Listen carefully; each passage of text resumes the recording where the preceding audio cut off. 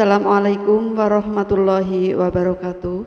Selamat pagi anak-anak kelas 9 A, B, C, D, SMP Negeri 1 Adimulyo.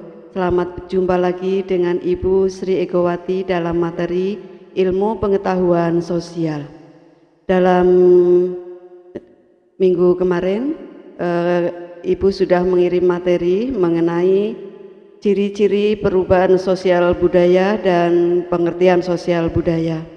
Dan untuk kali ini akan dibahas tentang bentuk-bentuk perubahan sosial budaya. Semoga kalian semua di rumah masih semangat dalam mengikuti pembelajaran jarak jauh dan semoga kalian semua dalam keadaan sehat walafiat. Dan untuk materi perubahan sosial budaya ini memang untuk KD 3.2, ini saat ini kita yang dibahas tentang materi sosiologi. Dan materi ini memang hubungannya dengan kehidupan kalian sehari-hari. Untuk materi bentuk-bentuk sosial budaya, di sini akan meliputi tentang perubahan-perubahan sosial budaya yang direncanakan dan yang tidak direncanakan atau perubahan sosial budaya menurut waktunya. Next. Bentuk-bentuk perubahan sosial budaya. Di sini bentuk-bentuk perubahan sosial budaya ini kamu bisa melihat nanti di dalam materi. Ini yang pertama dapat dilihat dari perubahan waktu atau dari waktunya. Nah, perubahan sosial yang terjadi di sini menurut waktunya mempunyai kecepatan atau waktu yang berbeda-beda antara masyarakat yang satu dengan masyarakat yang lain. Nah, pada masyarakat tradisional tentunya kecepatan perubahan sosial budaya akan lebih lambat dibandingkan dengan masyarakat modern. Mengapa demikian? Hal tersebut dikarenakan masyarakat modern lebih terbuka dan heterogen dibandingkan dengan masyarakat tradisional.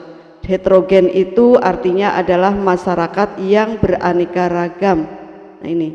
Kemudian perubahan sosial budaya di sini ada menurut waktunya itu ada perubahan sosial budaya yang lambat atau yang disebut juga dengan evolusi.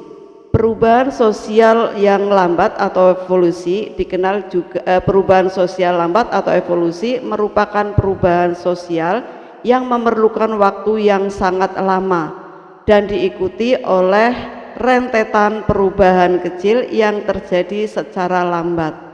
Nah, perubahan sosial pada masa tradisional dapat dikategorikan mengalami perubahan yang lambat, misalkan perubahan manusia primitif dari zaman berburu, ya, dari zaman berburu sampai zaman bercocok tanam atau sampai zaman modern saat ini mengalami waktu yang sangat lama, yaitu berabad-abad. Di situ dicontohkan dari perubahan evolusi adalah kehidupan masyarakat primitif, yaitu masyarakat yang dikatakan primitif itu adalah masyarakat yang belum mengenal aksara zaman dulu. Jadi belum mengenal pakaian, belum mengenal yang namanya perumahan, jadi hidupnya itu masih di gua-gua. Yang kedua itu adalah perubahan sosial yang cepat atau dikatakan dengan revolusi. Nah, perubahan yang cepat ini dicontohkan untuk revolusi. Ini adalah revolusi, contohnya revolusi industri. Revolusi industri ini walaupun dikatakan tahunnya itu dari tahun 1750 sampai 1850, namun karena revolusi industri itu mengakibatkan perubahan yang secara besar-besaran, maka waktu yang 100 tahun itu bukan menjadi waktu yang lama seperti tadi manusia primitif atau secara evolusi, tapi waktu 100 tahun dalam perubahan bidang perindustrian itu dikategorikan dalam perubahan yang secara cepat atau budayanya cepat. Nah, yang selanjutnya untuk perubahan menurut waktunya adalah perubahan dilihat dari pengaruhnya, yaitu perubahan yang pengaruhnya kecil. Maksudnya kalau pengaruhnya kecil itu adalah di dalam masyarakat itu seolah-olah itu perubahan tersebut tidak ada respon, bahkan mungkin yang merespon itu sama sekali tidak ada, kalaupun ada itu sedikit. Nah, di situ perubahan ini tidak membawa perubahan mendasar pada bidang kehidupan. Perubahan yang pengaruhnya kecil adalah perubahan yang tidak membawa perubahan pada unsur struktur sosial masyarakat. Perubahan yang pengaruhnya kecil artinya perubahan tersebut hanya dianut oleh sebagian kecil orang yang menyukai saja, sehingga perubahan ini tidak membawa pengaruh berarti bagi sebagian orang. Contohnya misalkan model-model baju atau model-model tas atau model-model rambut. Misalkan model rambut, potongan-potongan rambut seperti misalkan yang oleh petinju misalkan, itu jarang diikuti oleh masyarakat. Adapun yang masyarakat mengikuti hanya orang-orang tertentu, atau model-model baju yang mungkin dipakai oleh pragawati. Itu juga baju-baju tersebut, pakaian tersebut itu hanya yang menggunakan mungkin hanya artis ya. Jadi masyarakat biasa itu tidak mengikuti atau jarang mengikuti model-model pakaian, atau mungkin model-model tas ya, model-model tas yang mungkin tas branded yang mungkin dipakai oleh para selebritis. Kemudian yang kedua adalah perubahan yang pengaruhnya besar. Nah, perubahan sosial budaya yang pengaruhnya besar adalah perubahan yang membawa perubahan dalam sendi-sendi kehidupan suatu masyarakat. Industrialisasi merupakan salah satu contoh dari bentuk perubahan ini. Industrialisasi membawa pengaruh besar terhadap berbagai bidang kehidupan di masyarakat. Nah, industrialisasi merupakan perubahan sosial ekonomi yang mengubah sistem mata pencarian masyarakat agraris atau pertanian menjadi masyarakat industri. Nah, perubahan yang pengaruhnya besar ini adalah perubahan yang sangat direspon oleh masyarakat. Jadi masyarakat itu adanya perubahan itu sangat merespon sekali. Di sini dicontohkan adalah tentang industri. Proses perindustrian dapat ditemukan dalam masyarakat kota atau masyarakat desa. Nah, sehingga masyarakat desa itu dengan adanya perindustrian itu antusias sekali untuk menjadi industri tersebut menjadi karyawan, atau masyarakat ingin menjadi karyawan dalam suatu perusahaan. Jadi di sini pekerjaan yang tadinya tani atau bapaknya tani, maka anak tersebut ingin menjadi bekerja di perindustrian, dan masyarakat sekarang menginginkan, atau generasi muda sekarang menginginkan dalam mata pencariannya atau pekerjaannya itu menginginkan bekerja di suatu perusahaan. Nah, maka pembangunan pabrik-pabrik pun di negara kita terutama ya, karena negara kita ini adalah negara berkembang, ini akan berusaha juga mendirikan perusahaan-perusahaan untuk menampung tenaga kerja. Nah, yang selanjutnya adalah perubahan dilihat dari perencanaannya. Nah, perubahan yang dilihat dari perencanaannya adalah yang pertama perubahan yang direncanakan atau di planning. Pembangunan contohnya adalah di sini untuk direncanakan adalah pembangunan yang direncanakan oleh pemerintah atau pembangunan yang direncanakan oleh masyarakat sekitar kita atau oleh keluarga kalian semua. Ini adalah pembangunan perubahan yang direncanakan. Nah, pembangunan jalan contohnya yang direncanakan oleh pemerintah adalah pembangunan jalan yang dikategorikan dalam perubahan sosial budaya yang direncanakan. Perubahan yang direncanakan atau planning merupakan perubahan yang memang diinginkan dan dikehendaki oleh masyarakat atau oleh pihak yang menginginkan perubahan. Selain pembangunan jalan sebagai perubahan sosial yang direncanakan, dapat dicontohkan pula penerapan teknologi dalam kegiatan pendidikan. Nah, sekarang penerapan misalkan ada buku elektronik. Juga di sini misalkan merupakan salah satu perubahan yang direncanakan. Pembangunan di bidang ilmu pengetahuan dan pendidikan tersebut juga merupakan sosial budaya yang dihendaki atau direncanakan oleh kita semua, terutama untuk negara Indonesia yang saat ini mempunyai program pendidikan 9 tahun, bahkan mungkin untuk yang akan datang ada program pendidikan 12 tahun, maka untuk pengembangan ilmu pengetahuan juga harus ditingkatkan, yaitu dengan cara tadi menggunakan teknologi. Seperti saat ini juga ada sekolah-sekolah yang khusus, yaitu jurusan membuka tentang sekolah tentang komputer, ini diantaranya. Yang kedua itu perubahan yang tidak direncanakan. Nah, perubahan sosial budaya yang tidak direncanakan adalah perubahan yang terjadi di luar jangkauan pengawasan masyarakat. Contohnya misalkan ada bencana alam. Bencana alam itu bermacam-macam, ada gunung meletus, ada gempa bumi, ada banjir, dan mungkin ada angin ya, atau angin topan atau angin yang di negara Indonesia atau di Jawa ini terkenal dengan lisus ya ini. Nah, ini akan membawa perubahan bagi masyarakat yang mengalami perubahan sosial budaya yang tidak direncanakan, terkadang terjadi sebagai akibat perubahan yang direncanakan. Sebagai contoh, perubahan penggunaan traktor dalam teknologi pertanian ini merupakan perubahan yang direncanakan. Tetapi di sini ada kemajuan dan penerapan teknologi tersebut itu menguntungkan bagi petani karena menghemat tenaga, waktu dan biaya. Namun di sisi lain menimbulkan dampak yang tidak direncanakan, misalkan banyak buruh tani yang kehilangan pekerjaan karena tenaganya telah digantikan oleh mesin. Nah, ini jadi di sini ada perubahan-perubahan yang direncanakan dan perubahan yang tidak direncanakan.